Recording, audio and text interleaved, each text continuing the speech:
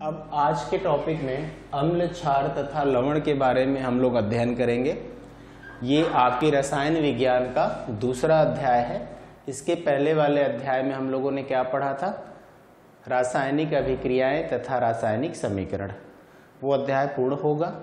अब इसके बाद आपका दूसरा अध्याय आता है अम्ल, क्षार तथा लवण, और यही मुख्य रसायन है।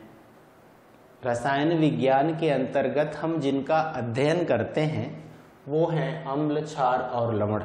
यानी इस रसायन विज्ञान के अंतर्गत आने वाले जितने रासायनिक पदार्थ होते हैं वो सभी रासायनिक पदार्थ मुख्य रूप से क्या होते हैं? अम्ल होते हैं, क्षार होते हैं, लवण होते हैं। तो इस चैप्टर में हमें अम्ल, अम्ल के प्रकार, क्षार, क्षार के प्रकार, लवण, लवण के प्रकार और उनके द्वारा किए गए रासायनिक अभिक्रियाओं का अध्ययन करेंगे। अम्ल, क्षार के बहुत सारे सिद्धांतों के बारे में अध्ययन करेंगे। तो बेसिकली साधारण तौर पर अम्ल, क्षार या लवण क्या होता है, पहले हम लोग इसके बारे में जान लेते हैं। अम्ल क्या होता है? अम्ल वे पदार्थ होते हैं जो स्वाद में खट्टे होते हैं। इनका बिल्कुल बेसिक डेफिनेशन यही होता है। स्वाद में खट्टे होने का मतलब सॉर टेस्ट होता है, SOUR कहते हैं, सॉर टेस्ट। अम्ल जो होते हैं वो स्वाद में खट्टे होते हैं। अम्ल को अंग्रेजी में कहते हैं एसिड, ACIDS। एसिड का जो टर्म है ये कहाँ से डिराइव हुआ है ये मैं आपको बताता हूँ। एसिड का टर्म डिराइव हुआ है एसिडस वर्ड से। ये जो आपका एसिड वर्ड होता है ये किससे डिराइव हुआ है? ACIDUS।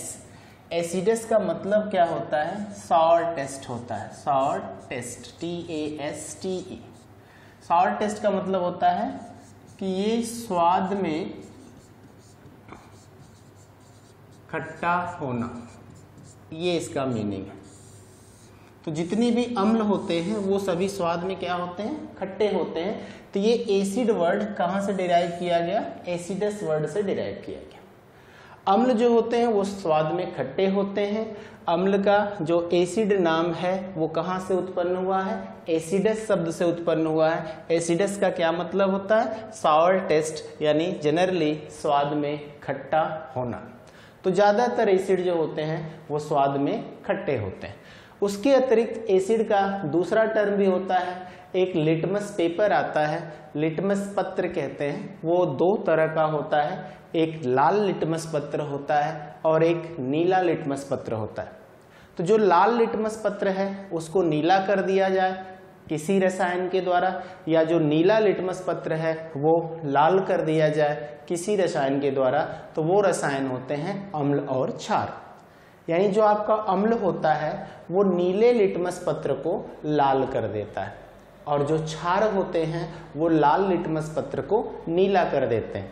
तो किसी बीकर में अगर अम्ल भरा हुआ है या क्षार भरा हुआ है, जैसे मैंने ये आपको बीकर में एक लिक्विड ले लिया, यहाँ दूसरे में लिक्विड ले ली। अब आपको एक लिटमस पत्र मिलता है, वो इस तरह की एक स्ट्रिप होती है। इस लिटमस पत्र को, ये आपका क्या है? ये है लिटमस पत्र। अब इस लिटमस पत्र को इसमें आपको दिखाना है कि ये जो दिया गया द्रव है ये द्रव क्या है। एक द्रव ये है आपका द्रव 1 और ये है आपका द्रव 2। तो हमने बोला कि ये जो दोनों द्रव दिए गए हैं इसमें अम्ल कौन है, क्षार कौन है, या दोनों अम्ल हैं या दोनों क्षार हैं या अम्ल क्षार में से कोई नहीं है। तो आप कैसे इसकी पहचान करेंगे कि ये अम्ल है कि क्षार है?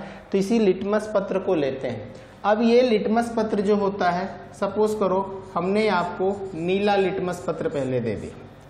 अब आपने इस नीले लिटमस पत्र को क्या किया? इसमें डाल के देखा। ये आपका लिटमस पत्र है, इसमें आपने इस लिटमस पत्र को डाल के देखा तो आपको जो कलर मिलता है वो इस तरह से मैंने आपको दिखा। अब अगर ये लिटमस पत्र जो होता है ये नीला लिटमस पत्र है और ये नीला ही रह जाता है, नीले का नीला ही रह जाता है इसमें, तो इसका मतलब है कि नीला लिटमस पत्र अगर नीला ही हो गया, कोई परिवर्तन नहीं आ रहा है, तो श्योर है कि ये अम्ल नहीं है। क्योंकि मैंने आपको बताया अम्ल जो होता है वो नीले लिटमस पत्र को लाल कर देता है। तो अगर हमने नीला लिटमस पत्र इसमें डाला और वो नीले का नीला ही रह गया तो इसका मतलब हो गया कि ये अम्ल नहीं है। अगर ये अम्ल होता तो ये नीला लिटमस पत्र नीला नहीं रहता बल्कि ये लाल हो जाता। इसी लिटमस पत्र को हमने क्या किया, इसमें डाल के देखा तो ये जो लिटमस पत्र होता है ये आपका लिटमस पत्र जो होता है वो लाल रंग का हो जाता है, लाल रंग का हो जाता है। तो अम्ल जो होता है वो क्या करता है, आपको मैंने बताया अम्ल नीले लिटमस पत्र को क्या करता है, लाल कर देता है। तो आपने जो पहला द्रव था उसमें आपने नीला लिटमस पेपर डाला, वो नीले का नीला रह गया। तो आपने बताया जब ये नीले का नीला हो गया और अम्ल की विशेषता होती है कि वो नीले लिटमस पत्र को लाल कर देता है, तो इसका मतलब है कि विलयन में नीला लिटमस पत्र जब हम मिलाते हैं और वो नीले का नीला ही रह जाता है तो इससे कंफर्म होता है कि ये लिया गया द्रव आपका अम्ल नहीं है। वही नीला लिटमस पत्र जब आपने द्रव 2 में डाल के देखा तो आपको ये लग रहा था कि ये तो लाल रंग का हो गया। नीला लिटमस पत्र आपने इसमें डाला है, ये लाल रंग का हो गया, तो इसका मतलब ये जो द्रव 2 है ये द्रव किस रूप में हो गया, ये द्रव 2 आपका अम्ल हो गया। तो इस तरह से हम लिटमस पत्र के द्वारा भी अम्ल की पहचान करते हैं। तीसरी बात होती है ये जो अम्ल होते हैं ये क्षार से जब क्रिया करते हैं तो लवण और जल बनाते हैं। अम्ल जब क्षार से क्रिया करते हैं तो लवण और जल बनाते हैं। पिछले अध्याय में भी हम लोगों ने इसकी चर्चा की थी, उसे उदासीनीकरण अभिक्रिया कहते हैं। इसी प्रकार अम्ल की एक और विशेषता होती है, जब अम्ल की हम प्रबल धातुओं से क्रिया कराते हैं, सक्रिय धातुओं से क्रिया कराते हैं, जैसे सोडियम है, पोटेशियम है, मैग्नीशियम है, जिंक है, तो ये धातुएं जब अम्ल से क्रिया करती हैं तो वो हाइड्रोजन गैस मुक्त करती हैं, यानी एक तरह से ये विस्थापन अभिक्रिया के रूप में होता है, जैसा हम लोगों ने पहले पढ़ा है। तो इसका डिटेल हम आपको बताते हैं और दिखाते हैं एक एक करके अम्ल के बारे में। उसके बाद क्षार और उसके बाद हम लवण करते हैं। तो पहले हम लोग स्टार्ट देते हैं अम्ल के बारे में। तो ये रहा आपका कि रसायन विज्ञान में पदार्थों को मुख्य रूप से 3 वर्गों में विभाजित किया गया है। ये पदार्थ मुख्य रूप से अम्ल हैं, क्षार हैं और लवण होते हैं। अम्ल जो होते हैं वो स्वाद में खट्टे होते हैं और क्षार जो होते हैं वो स्वाद में कड़वे होते हैं, और कुछ पदार्थ जो लवण होते हैं वो स्वाद में नमकीन स्वाद के या लवणीय स्वाद के होते हैं। तो इस प्रकार रसायन विज्ञान में प्रयुक्त रसायन पदार्थों को हम 3 वर्गों में विभाजित करते हैं। पहला अम्ल है, दूसरा क्षार है और तीसरा लवण है। अगर वो पदार्थ आपका अम्ल है तो वो स्वाद में खट्टा होगा, अगर वो पदार्थ आपका क्षार है तो वो स्वाद में कड़वा होगा, और अगर वो पदार्थ लवणीय या नमकीन स्वाद का होता है तो वो आपका पदार्थ लवण होता है। तो इस प्रकार जो आपके रसायन विज्ञान के पदार्थ हैं उनका मुख्य रूप से 3 वर्गों में विभाजन किया गया है, अम्ल में, क्षार में और लवण में। अब अम्ल क्या होते हैं, क्षार क्या होते हैं, एक एक करके देखते हैं। तो जो खट्टे पदार्थ होते हैं उनको हम अम्ल कहते हैं। दूसरा जो कड़वे पदार्थ होते हैं उनको हम क्षार कहते हैं। तीसरा जो नमक जैसे स्वाद वाले पदार्थ होते हैं उन्हें हम लवण कहते हैं। इसको हम साथ साथ उदाहरण के तौर पे देखते चलेंगे कि जैसे HCl है, जैसे H2SO4 है, जैसे HNO3 है, जैसे एसिटिक अम्ल होता है। ये सारा ज्ञान आपको होता जाएगा फार्मूले का। ये सारे किसके अंतर्गत आते हैं, अम्ल के अंतर्गत आते हैं।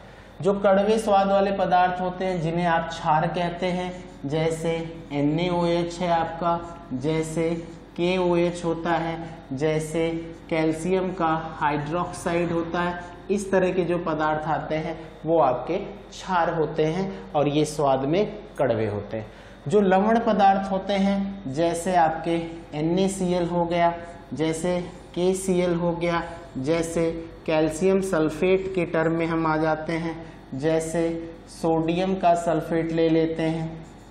इस तरह से और भी पदार्थ बहुत सारे हैं, जैसे AgNO3 आपका होता है, KNO3 होता है, पोटेशियम नाइट्रेट कहते हैं। इस तरह के जो पदार्थ होते हैं इनको हम लवण कहते हैं। इनकी सबसे बड़ी पहचान क्या होती है, ये सारे के सारे जो लवण हैं इनका एक सबसे बड़ा गुण होता है क्या, जब हम इन्हें जल में घोलते हैं तो ये प्लस तथा माइनस, यानी जिसको हम कहते हैं धनायन, क्या बोलते हैं, धनायन कहते हैं, और इसको हम क्या बोलते हैं, ऋणायन कहते हैं। ये इस तरह के आयनों में टूट जाते हैं। जैसे आपका NaCl है तो NaCl आयनित होने के पश्चात वो Na पॉजिटिव देता है प्लस Cl निगेटिव देता है। तो कोई भी पदार्थ अगर जल में आने के बाद अपने आयनों में विभक्त हो जाता है तो उस पदार्थ को हम क्या बोलेंगे कि ये पदार्थ आपका क्या है, ये पदार्थ आपका लवण है। इस पदार्थ को हम लवण कहते हैं या अंग्रेजी में साल्ट कहते हैं। तो मैंने आपको बता दिया कि रसायन विज्ञान के अंतर्गत आने वाले जो मुख्य पदार्थ होते हैं वो अम्ल होते हैं, क्षार होते हैं और लवण होते हैं। ये जो अम्ल हैं वो स्वाद में खट्टे होते हैं, जो क्षार हैं वो स्वाद में कड़वे होते हैं, और जो लवण है वो स्वाद में लवणीय या नमकीन स्वाद के होते हैं। यहाँ पर मैंने लिखा भी, खट्टे पदार्थों को अम्ल कहते हैं। ये सारे उदाहरण जो दिख रहे हैं वो अम्ल के हैं। कड़वे पदार्थों को क्षार कहते हैं। ये सारे एग्जाम्पल देखिए क्षार के होते हैं। और लवणीय या नमक जैसे पदार्थों को लवण कहते हैं। अभी आगे के अध्ययन में जाने से पहले मैं आपको साल्ट में ये बताना चाहूँगा कि ये जो ऊपर अम्ल के उदाहरण दिए गए हैं ये सारे, ये साल्ट में अगर आप अपने मन में रखें तो आप कहें कि ये H+ आयन देते हैं। इनकी पहचान यही है कि ये H+ आयन देते हैं। ये सबसे बड़ी पहचान अम्ल की होगी। ये जो क्षार होते हैं इनकी सबसे पहले बता दें पहचान, ये OH निगेटिव आयन देते हैं। ये कौन सा आयन देते हैं, OH निगेटिव। अब ध्यान से देखें, इनमें आपका H देखिए प्लस है, यहाँ भी H+ होगा, यहाँ पर भी H है प्लस है, ये वाला H देखिए प्लस है। तो ये सारे लोग जो H+ बाहर करेंगे वो अम्ल हो जाएंगे। ये देखिए क्षार पे माइनस चार्ज दिखाते हैं, ये OH रखते हैं इसलिए ये OH का त्याग करते हैं, ये H+ का त्याग करते हैं। और ये जो उदाहरण दिखे हैं ये जल में जाने के पश्चात धनायन और ऋणायन देते हैं। इस तरह से हम इनकी पहचान करते हैं। साधारण तरीके से अगर हम इस तरह से आपको बताते हैं कि भाई देखिए आपका HCl है तो ये टूटने के बाद H+ देता है और Cl- देता है। तो देखिए इसने H+ आयन दिया है इसलिए ये HCl आपका अम्ल हो जाता है। इसी प्रकार अगर आप NaOH लेते हो वो टूटता है और Na पॉजिटिव देता है प्लस OH निगेटिव देता है। तो ये देखिए इसने OH निगेटिव दिया है, H+ नहीं दिया है, OH निगेटिव दिया है। इसको हाइड्रोक्साइड आयन कहते हैं, इसको हम क्षार कहते हैं। अब अगर आपका ये देखिए NaCl है ये टूटने के पश्चात न तो H+ दिखा रहा है ना OH- दिखा रहा है। इसका मतलब इसमें H+ भी नहीं बना हुआ है, OH- भी नहीं बना हुआ है। इस वजह से ये क्या है आपका लवण है, क्योंकि ना ये H+ आयन दे रहा है ना ये OH- आयन दे रहा है। तो हम इनकी अभिक्रिया के आधार पर भी पता कर सकते हैं कि ये अम्ल है, क्षार है अथवा लवण है। अम्ल की क्या पहचान है कि उसे आपको क्या देना होगा, उसे देना होगा H+ आयन। क्षार की क्या पहचान है, उसे देना होगा OH- आयन। और लवण की क्या पहचान होगी, उसे देना होगा धनायन और ऋणायन। जैसा NaCl दिया है Na+ के रूप में धनायन और Cl- के रूप में क्या दिया है, ऋणायन। इसका मतलब NaCl आपका क्या है, लवण है। इसी तरह K+Cl- आपको मिलेगा तो ये भी आपका धन ऋण दे सकता है। कैल्शियम पे देखिए 2+ रहेगा और सल्फेट पे 2- रहेगा। पिछली अभिक्रियाओं में आप कर चुके हैं। ये धन ऋण आयन दे रहा है इसलिए ये लवण है। यहाँ पर सोडियम है तो ये प्लस रहेगा, सल्फेट है तो ये माइनस रहेगा, तो ये भी आपका धनायन आयन है। Ag धातु है, प्लस है, नाइट्रेट है तो ये माइनस है, ये भी आयन दे रहा है। K पॉजिटिव है, NO3 निगेटिव है। सारे के सारे ये जो उदाहरण दिख रहे हैं ये धनायन और ऋणायन देते हैं। इस वजह से हम इनको क्या बोलते हैं, लवण बोलते हैं। और ये जो सारे उदाहरण आपको यहाँ नीचे दिख रहे हैं ये सभी OH माइनस देंगे, इसलिए हम इनको क्षार कहते हैं। और ये ऊपर के जितने भी उदाहरण हैं ये सभी H+ आयन देते हैं, तो उसे हम कहते हैं अम्ल। इस तरह मैंने पूर्ण रूप से आपको बताया कि अम्ल, क्षार और लवण की पहचान कैसे करते हैं। इसके पहले मैंने आपको लिटमस पेपर पत्र का भी टेस्ट करके दिखाया। आगे की बात पे हम लोग चलते हैं और एक एक करके अध्ययन करते हैं। तो जो आपका अम्ल शब्द होता है, इस अम्ल की सबसे पहले पहचान क्या होती है कि ये अम्ल आपका क्या है। तो अम्ल को आपने क्या बोला, अंग्रेजी में एसिड कहते हैं। मैंने पहले भी बताया कि एसिड जो होता है वो एसिडस शब्द से लिया गया है। इस एसिडस शब्द का क्या अर्थ होता है, खट्टा स्वाद। खट्टा स्वाद को अभी आपने अंग्रेजी में भी लिखा था क्या, SOURTASTE, जिसको आपने कहा था सॉल्टेस्ट। यानी अम्ल को हम एसिड कहते हैं। एसिड शब्द की उत्पत्ति एसिडस शब्द से होती है और एसिडस का अर्थ होता है सावर टेस्ट, यानी स्वाद में खट्टा होना। यानी अम्ल वे पदार्थ होते हैं जो स्वाद में खट्टे होते हैं। और उसके आगे आपका अगला कैरेक्टर क्या अम्ल का, कि अम्ल स्वाद में खट्टे होते हैं। अम्ल नीले लिटमस पत्र को लाल करते हैं, जैसा अभी प्रयोग में हम लोगों ने किया। तीसरा है अम्ल सक्रिय धातुओं से क्रिया करके हाइड्रोजन गैस मुक्त करते हैं। अम्ल सक्रिय धातुओं से क्रिया करके हाइड्रोजन गैस मुक्त करते हैं। ये पिछले अध्याय में भी हम लोगों ने किया है। इसका उदाहरण अगर हम देखें, अम्ल लेंगे और धातु लेंगे। जैसे हमने कहा कि 2 सोडियम हमने लिया और इसकी HCl से क्रिया कराए और हमने बना दिया एक लवण के रूप में NaCl, सोडियम क्लोराइड। अब प्लस ध्यान से देखें, ये हाइड्रोजन गैस मुक्त होती है, ये हाइड्रोजन गैस के रूप में होता है। इसी तरह अगर हम जिंक लेते हैं, जिंक, इसकी रिएक्शन अगर हम सल्फ्यूरिक अम्ल से कराते हैं H2SO4, तो ये आपका जिंक सल्फेट बना देगा और ये भी हाइड्रोजन गैस मुक्त करेगा। ये देखें, तो जो भी अम्ल है वो अगर धातुओं से क्रिया करता है, सक्रिय धातुओं से क्रिया करता है, तो वो हाइड्रोजन गैस मुक्त करता है। ये अम्ल की पहचान है। तो ये अम्ल के मुख्य 3 लक्षण आपके सामने आए हैं। पहला लक्षण क्या है, अम्ल आपका स्वाद में खट्टा होता है। दूसरा, नीले लिटमस पत्र को लाल कर देता है। तीसरा, सक्रिय धातुओं से क्रिया करता है तो हाइड्रोजन गैस मुक्त करता है। यहाँ देखिए सोडियम है, ये HCl अम्ल से क्रिया करके हाइड्रोजन गैस मुक्त करता है। यहाँ जिंक है, ये सल्फ्यूरिक अम्ल से क्रिया करता है और हाइड्रोजन गैस मुक्त करता है। इसका मतलब ये HCl और H2SO4 क्या है आपके, ये अम्ल है।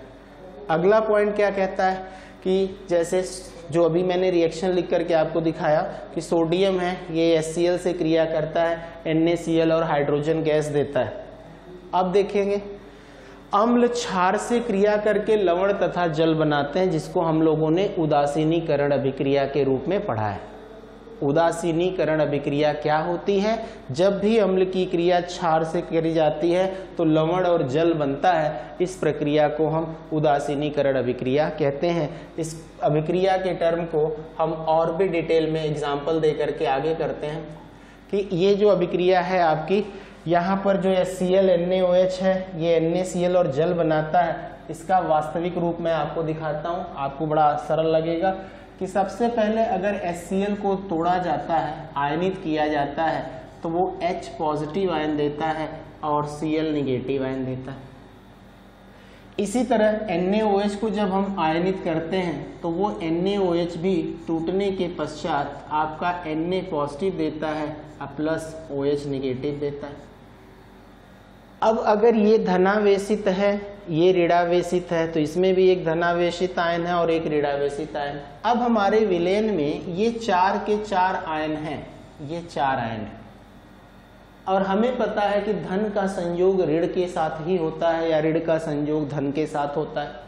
तो अगर हम इनके प्लस को देखें तो ये नीचे वाले के माइनस के साथ ही इंटरैक्शन करेंगे। यानी यहाँ पर अगर हम देखें तो हम इसको दिखा सकते हैं इस तरह से कि यहाँ पर H को हम OH के साथ कंबाइन करते हैं इस तरह से क्रॉस, और Na को हम इसके Cl के साथ कंबाइन कराते हैं इस तरह से क्रॉस। तो तो इनका H इनके OH के साथ जब संयोग करेगा तो क्या बना देगा H2O, या आप इसको इस तरह से भी लिख सकते थे HOH। ये हो गया आपका जल। और जब इधर का क्रॉस लिंकेज करके आप देखेंगे तो ये कौन सा यौगिक बनेगा NaCl। तो हमेशा ये याद रखिएगा, जब ये पदार्थ टूटकर अपने आयन के रूप में आते हैं तो इनके बने हुए आयन अपने विपरीत आवेश वाले आयनों के साथ संयोग करके उदासीन अणु में बदल जाते हैं। जैसे अगर कोई धनावेश आयन है और वो किसी ऋणावेशित आयन के साथ जुड़ता है, तो ये देखिए एक में ही मैं धन और ऋण दोनों दिखा देता हूं, तो ये हो गया आवेश कट जाएगा, तो आपका पदार्थ कैसा हो जाएगा, उदासीन हो जाएगा। जब धनावेश ऋणावेश आपस में जुड़ते हैं तो वो पदार्थ कैसा होता है, उदासीन होता है। उदासीन का अर्थ होता है न्यूट्रल, यानी उसके ऊपर कोई आवेश नहीं होता है। तो इस प्रकार हमने आपको अम्ल के बारे में अध्ययन कराया। अम्ल आपके वे पदार्थ होते हैं जो स्वाद में खट्टे होते हैं। अम्ल नीले लिटमस पत्र को लाल कर देते हैं, ये प्रयोगात्मक विधि है।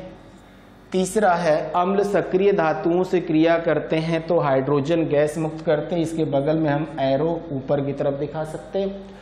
चौथा है अम्ल क्षार से क्रिया करते हैं तो लवण और जल बनाते हैं, ये HCl अम्ल है, ये NaOH क्षार है। तो मैंने यहाँ पर विस्तृत रूप से आपको दिखाया कि HCl अगर NaOH से क्रिया करता है तो कैसे ये NaCl या और H2O का निर्माण करता है। तो आपने बोला HCl टूट करके H+ और Cl- धनायन और ऋणायन देता है, NaOH भी टूट करके Na+ और OH- धनायन और ऋणायन देता है।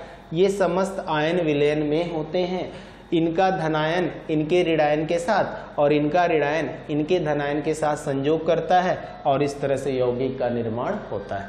तो इस अभिक्रिया को हम कहते हैं क्या, उदासीनीकरण अभिक्रिया। हमेशा याद रखिएगा, जब भी अम्ल की क्रिया क्षार से होती है, लवण और जल का निर्माण होता है, तो उस अभिक्रिया को हम क्या बोलते हैं, उदासीनीकरण अभिक्रिया कहते हैं। उदासीनीकरण क्यों होता है, क्योंकि इनका धन और इनका ऋण मिलकर के उदासीन अणु का निर्माण करता है। वो उदासीनीकरण अभिक्रिया के लिए इसमें जो जिम्मेदार पक्ष होता है वो होता है आपका H2O। H2O कैसे बना है जरा ध्यान देंगे। अम्ल द्वारा दिए गए H+ आयन और क्षार द्वारा दिए गए OH- आयनों के संयोग से ये H2O बनता है और H2O को हम उदासीन विलायक के रूप में मानते हैं। तो जब भी अम्ल की क्रिया क्षार से कराई जाती है तो लवण और जल बनता है। इस प्रक्रिया को हम उदासीनीकरण अभिक्रिया कहते हैं।